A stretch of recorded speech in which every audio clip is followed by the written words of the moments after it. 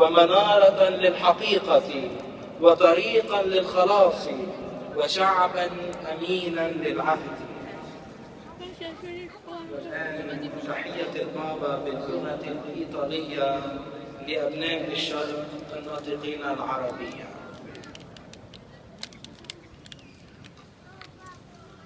Rivolgo un cordiale benvenuto ai pellegrini di lingua araba, in particolare a quelli provenienti dall'Iraq.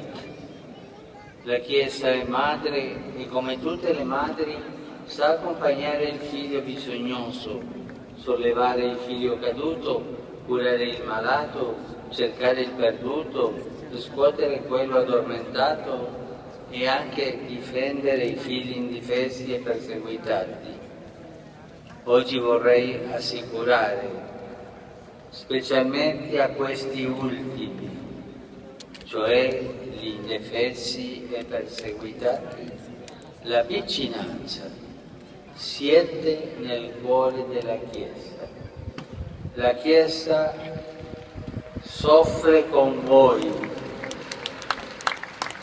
e la Chiesa è fiera di voi, fiera di avere figli come voi.